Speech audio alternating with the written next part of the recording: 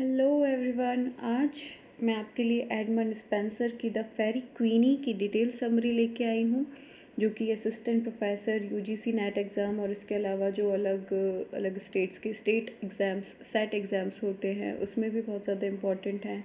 आपके जो एमए और बीए के एग्ज़ाम्स में अगर ये वर्क है तो उसमें भी ये काफ़ी इम्पॉर्टेंट हो जाएगा। तो आज हम इसकी डिटेल समरी डिस्कस करेंगे। इसके अलावा मैं समरी के साथ साथ आपके साथ एक जो इसमें इम्पॉर्टेंट फैक्ट हैं वो भी डिस्कस करते हुए चलूँगी। तो स्टार्ट करते हैं। तो सबसे पहले एक ओवरव्यू ले लेते हैं, क्योंकि पहला क्वेश्चन जो अक्सर पूछा जाता है वो तो यही पूछा जाता है कि ये पब्लिश कब हुआ है।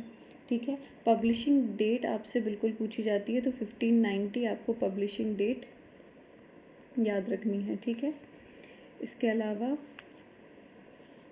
ये एक एलेगोरिकल एपिक है। ठीक है, इसमें एलेगरी यूज़ की गई है कि हर एक जो चीज़ है वो किसी न किसी एक चीज़ को रिप्रेजेंट कर रही है मॉरली।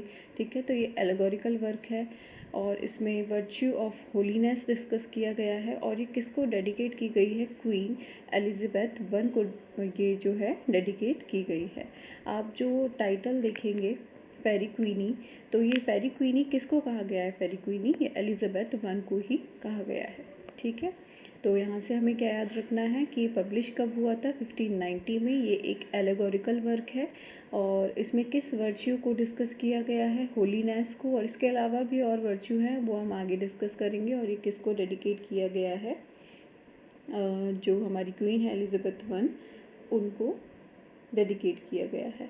इसके अलावा मैं और आपको बता देती हूँ कि इसमें 12 बुक्स होनी थी वैसे तो। ठीक है, बट एडमंड स्पेंसर का जो ये वर्क है ये डिस्ट्रॉय हो गया था और सिर्फ 6.5 बुक बची थी इसमें। ठीक है, 6 बुक्स कंप्लीट बच गई थी और एक बुक जो है वो हाफ बची हुई थी, इसलिए 6.5 इसमें बुक जो है बची हुई थी। ठीक है, एडमंड स्पेंसर का जो एक किला था, किल कॉलमन करके, तो उसमें फायर लग गई थी, क्योंकि एडमंड स्पेंसर ने आयरलैंड के रिवोल्यूशनरीज़ को एक तरीके से डिसीव किया था, तो इन्होंने इनके किले में आग लगा दी थी, जिससे इनकी सारी बुक्स जो है ये जल गई थी।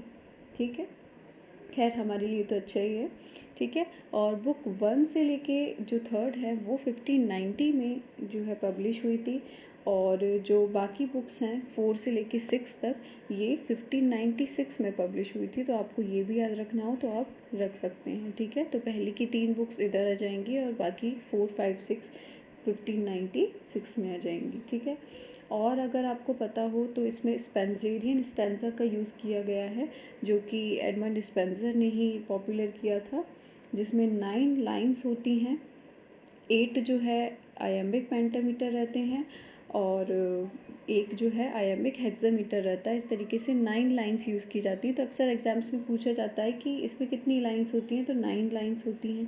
ठीक है, और इसके अगर राइम स्कीम पूछी जाए तो ए बी बी सी सी। ठीक है, ए बी बी सी।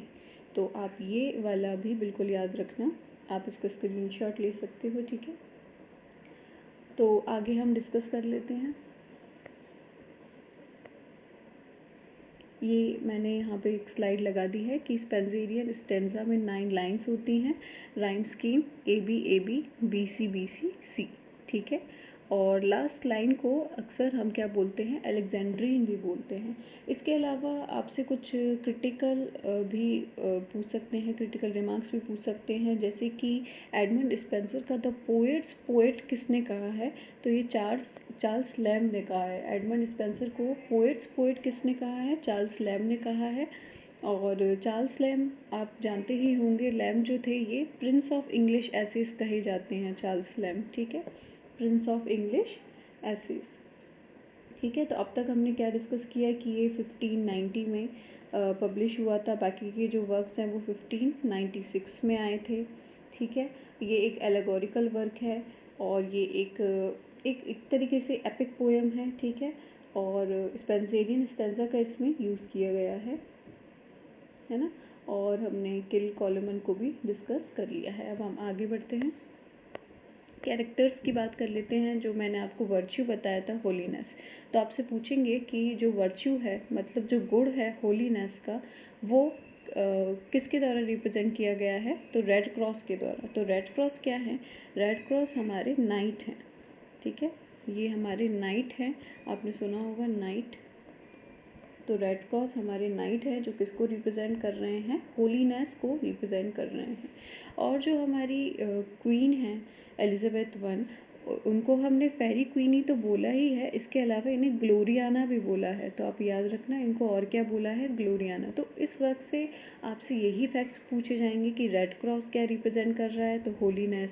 और ये फेरी क्वीनी किसको डेडिकेट की गई है, तो क्वीन एलिजाबेथ वन को। और इनको और क्या कहा गया है, ग्लोरियाना कहा गया है, ठीक है। इसके अलावा जो ऊना है, ऊना एक कैरेक्टर है, तो वो किसको रिप्रेजेंट कर रही है, तो ट्रूथ को और चर्च को, ठीक है, ये ट्रूथ और चर्च दोनों को रिप्रेजेंट कर रही है, ठीक है। और इसके अलावा डुएसा का आपसे पूछ सकते हैं, जैसे ये तो गुड वर्च्यू है लेकिन डुएसा फॉल्सहुड को रिप्रेजेंट कर रही हैं, रेड क्रॉस होलीनेस को रिप्रेजेंट कर रहे हैं, ऊना ट्रूथ एंड चर्च को, ठीक है। और जो हमारे डुएसा है, डुएसा बेसिकली एक विच है, विच आपने सुना होगा ना, चुड़ैल, तो वो फॉल्सहुड को रिप्रेजेंट कर रही है। इसके अलावा हमारे पास कौन है, आर्कीमागो है। आर्कीमागो जो है ये किसको रिप्रेजेंट कर रहे हैं, हिपोक्रेसी को रिप्रेजेंट कर रहे हैं। बेसिकली एक ओल्ड हर्मिट रहते हैं और ये किसको रिप्रेजेंट कर रहे हैं, हिपोक्रेसी को रिप्रेजेंट कर रहे हैं, ठीक है।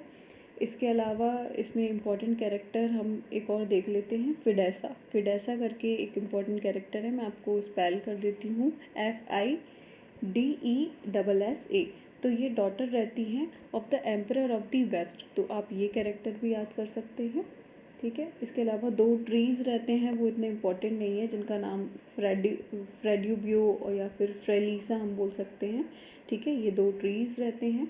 मेन तो आपको क्या याद रखना है, रेड क्रॉस, ऊना, फिडेसा, डुएसा, ठीक है। अब हम आगे डिस्कस करते हैं। इसमें एक एरर एपिसोड बहुत ज़्यादा फेमस है।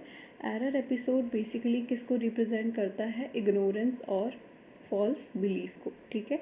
तो आपसे पूछ सकते हैं, बस इतना इम्पॉर्टेंट है कि एरर एपिसोड किससे रिलेटेड है, तो फेरी क्वीनी से रिलेटेड है, जो कि क्या रिप्रेजेंट करता है, एरर एपिसोड इग्नोरेंस और फॉल्स बिलीफ को रिप्रेजेंट करता है। तो इसमें यही इम्पॉर्टेंट है। इसके अलावा जो इम्पॉर्टेंट है वो है house of pride. House of pride में क्या होता है, 7 डेडली सिंस को शो किया जाता है। और ये भी पूछ सकते हैं कि लूसीफेरा किसको रिप्रेजेंट कर रहे हैं, तो प्राइड को रिप्रेजेंट कर रहे हैं, ठीक है। लूसीफेरा किसको रिप्रेजेंट कर रहे हैं, प्राइड, ठीक है। और ये एक हमने बोला कि एलेगोरिकल वर्क है, तो हमने देखा कि जैसे रेड क्रॉस जो नाइट है हमारा, वो होलीनेस को रिप्रेजेंट कर रहा है, लूसीफेरा प्राइड को रिप्रेजेंट कर रहा है। तो इसी का मतलब होता है कि ये एलिगरिकल वर्क है, इसमें एलिगरी का यूज़ किया गया है, ठीक है। 7 डेडली सिंस आप सर्च आउट भी कर सकते हैं, जैसे कि आइडलनेस होता है, एवराइस होता है, ग्लटनी होता है, एनवी, लीचरी, या फिर हम बोल सकते हैं रैथ, है ना। तो ये इस तरीके से 7 डेडली सिंस हैं, जो कि आपको मिल्टन के पैराडाइज लॉस्ट में भी देखने को मिल जाएगी, ठीक है। तो ये इम्पोर्टेंट है।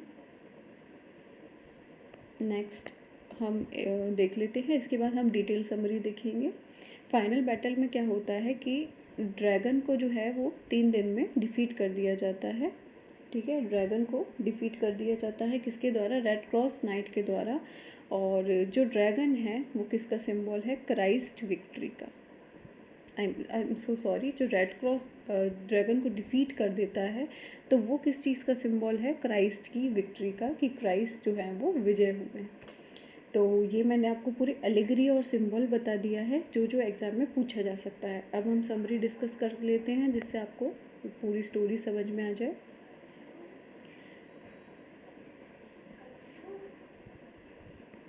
तो शुरू करते हैं हम एडमंड स्पेंसर की द फेरी क्वीनी की बुक 1, सबसे ज़्यादा इम्पॉर्टेंट है। और ये एक एलिगोरिकल एपिक है, जो कि कब पब्लिश हुई थी, 1590 में। और किसको डेडिकेट की गई है, क्वीन एलिजाबेथ वन को, ठीक है। तो ये हम सारे पॉइंट डिस्कस कर चुके हैं, अब हम बस एक ओवरव्यू ले रहे हैं। It represent the virtue of holiness through the character of Red Cross Knight. आपको मैंने बता दिया है कि रेड क्रॉस नाइट क्या रिप्रेजेंट कर रहे हैं, virtue of holiness, who later become Saint George. और ये ही आगे चल के कौन बन जाते हैं, सेंट जॉर्ज। तो ये फैक्ट बहुत ज़्यादा इंपॉर्टेंट है, आपको ये कोई नहीं बताएगा कि आगे चल के क्या बन जाते हैं, सेंट जॉर्ज बन जाते हैं, the patron saint of England. मतलब इंग्लैंड में इनको एक संत की तरह माना जाता है। The poem is written in Spenserian stanza.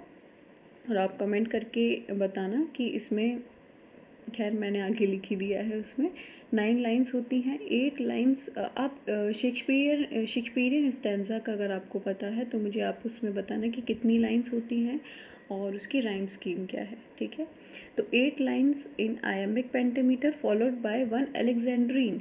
Last line को हम क्या बोलते हैं, अलेक्जेंड्रीन, जो कि क्या होता है, आयम्बिक हेक्सामीटर। और इसकी राइम स्कीम क्या होती है, A B A B B C B C C, ठीक है। तो यहाँ पे हमारे एलिगरी सिंबॉलिज्म जो यूज़ किया गया है वही सबसे ज़्यादा इम्पॉर्टेंट है। तो रेड क्रॉस नाइट क्या सिंबलाइज कर रहा है, होलीनेस। ये वाला आपको बिल्कुल इसको रट लेना है, इससे ही क्वेश्चन आएंगे। ऊना किसको रिप्रेजेंट कर रही है, truth and the true Protestant church. Truth and church हमने पहले डिस्कस कर लिया था। डुएसा फॉल्सहुड को रिप्रेजेंट कर रही है and the Roman Catholic church, ठीक है। तो प्रोटेस्टेंट चर्च के लिए ऊना है, ठीक है। और जो रोमन कैथोलिक चर्च है, जो हमारी विच है डुएसा, वो फॉल्सहुड के साथ में रोमन कैथोलिक चर्च को रिप्रेजेंट कर रही है। तो ये इतनी जो माइन्यूट डिटेल्स हैं उसमें आपको ध्यान देना है। तो आपको ये पूरा एलिगोरिकल इंटरप्रिटेशन याद रखना है। आर्कीमागो हम डिस्कस किया था, एक ओल्ड हर्मिट है, डिसीटफुल मैजिशियन है, जो कि किसका सिंबलाइज करता है, हिपोक्रेसी को।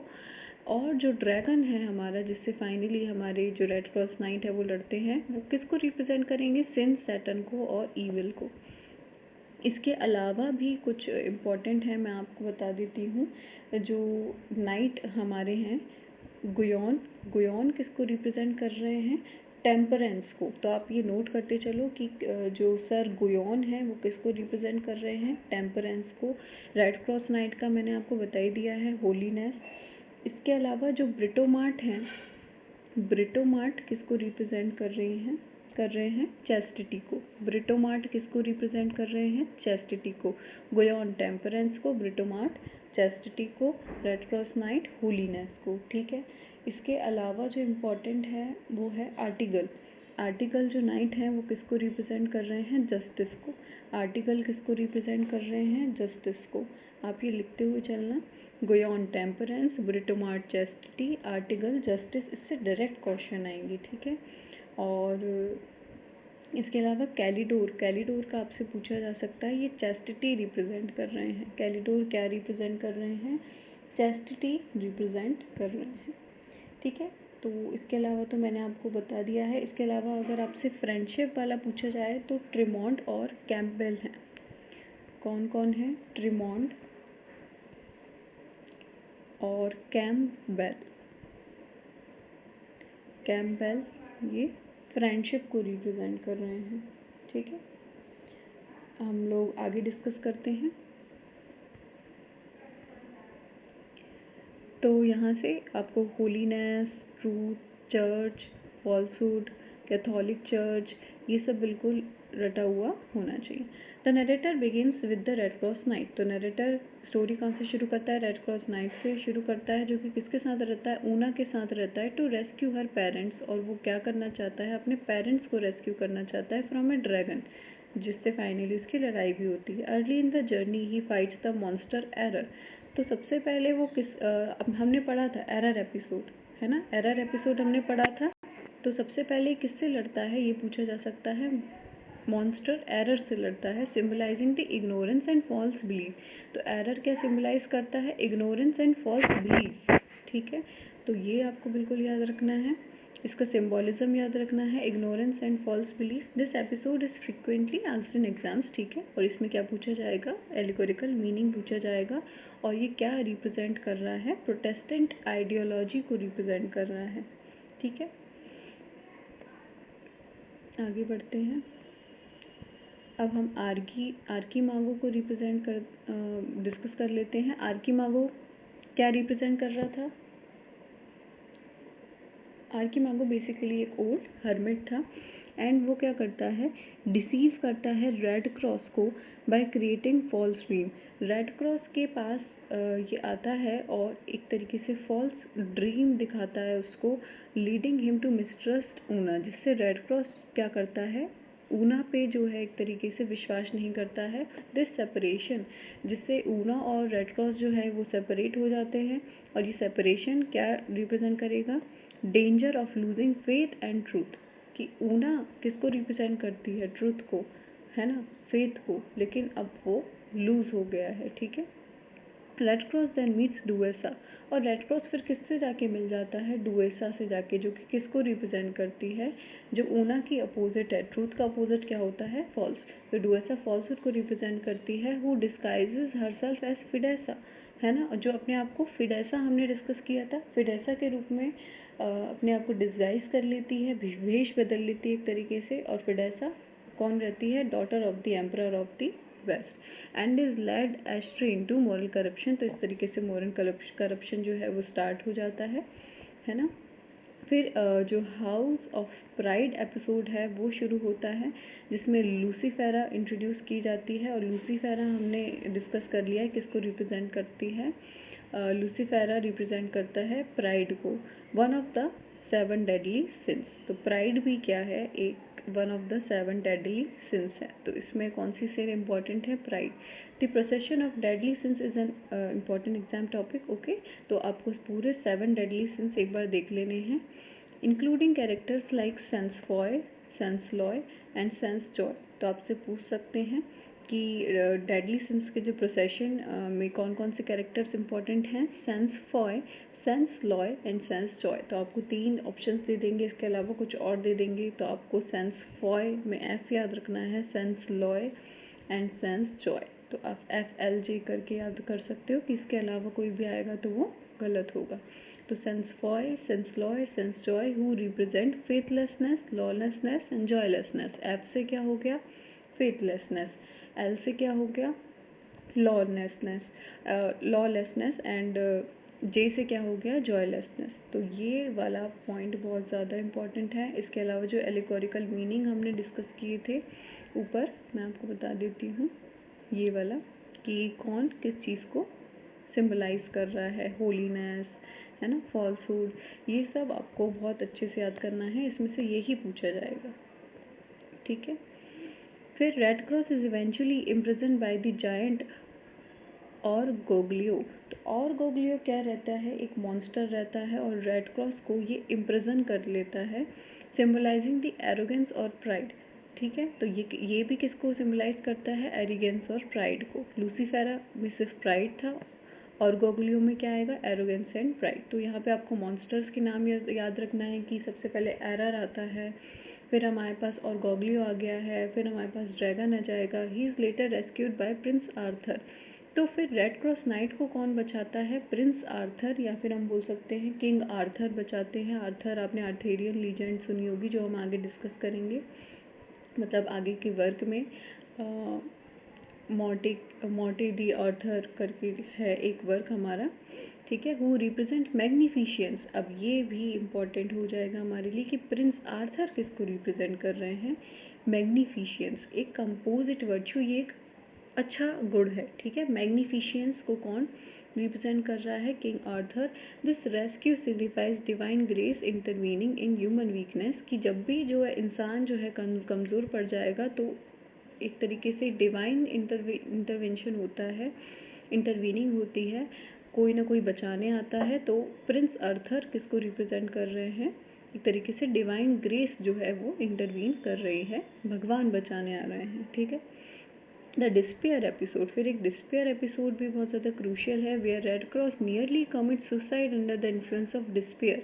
कि रेड क्रॉस की किस सिन से इंट्रोड्यूस होता है ये, डिस्पेयर, मतलब कि दुख, और वो बहुत एकदम फेथ लूज कर देता है। लेकिन ऊना जो कि ट्रूथ को रिप्रेजेंट करती है, वो इंटरवीन करती है और उसे सेव कर लेती है, reinforcing the importance of truth and spiritual guidance. तो बेसिकली इसमें यही चलता है कि रेड क्रॉस जो है उस पर जो है एक तरीके से परेशानियाँ आती रहती हैं, लेकिन प्रिंस आर्थर उन्हें पहले बचा लेते हैं, फिर ऊना बचा लेती है रेड क्रॉस को सुसाइड कमिट करने से। तो इसमें बेसिकली बुराई पे अच्छाई की जीत को बताया गया है। Red Cross is taken to the house of holiness, फिर वो हाउस ऑफ होलीनेस में जाएंगे, where he undergoes spiritual healing, है ना, एंड इंस्ट्रक्शन, ठीक है, तो जहाँ उनकी स्पिरिचुअल हीलिंग हो जाती है। Characters like Celia and her daughters, अब होलीनेस की बात की गई है तो अच्छी अच्छी चीज़ें ही आएंगी, जैसे कि फेथ, होप, चैरिटी, है ना।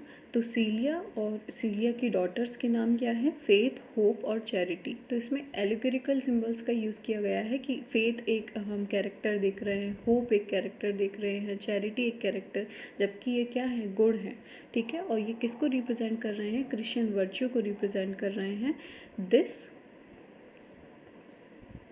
क्या सिम्बलाइज करता है, ये क्या सिम्बलाइज कर रहा है, ये रिडेम्पशन, कि अब जो भी हुआ है आप उसको रिडेम्प करो और फाइनल विक्ट्री के लिए तैयार हो जाओ। तो फाइनल बैटल में फिर हमने पढ़ ही लिया है कि ड्रैगन जो है वो 3 दिन तक जो है ये लड़ते हैं, जो कि क्या सिम्बलाइज करते हैं, बेसिकली जैसे हम महाभारत में पढ़ते हैं कि बुराई पे अच्छाई की जीत हो गई है, हम दशहरा बनाते हैं, है ना, इस तरीके से ही कि वापस से क्या आ गया है, क्राइस्ट रिस्टोर हो गए हैं, कि हमारा ट्रायम्फ हो गया है ओवर द सिन, ठीक है। और विक्ट्री के बाद क्या होता है, he is betrothed to Una but most continues serving the fairy queenie। तो एक तरीके से ये कहते हैं कि मैं 7 साल और सर्व करूँगा फेरी क्वीनी को, मतलब कि किसको, एलिजाबेथ वन को।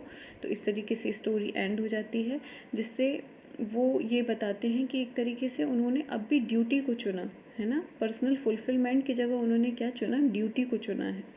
तो इस तरीके से इसमें अच्छाई की जीत बताई गई है बुराई पे। तो आई होप आपको ये डिटेल लेक्चर पसंद आया होगा। अगर आपको इसके अलावा और भी लेक्चर्स चाहिए तो please support this lecture and share it to everyone. So मैं आपसे और भी जो असिस्टेंट प्रोफेसर के वर्क्स हैं उसके साथ मिलती हूँ नेक्स्ट वीडियो में। Thank you.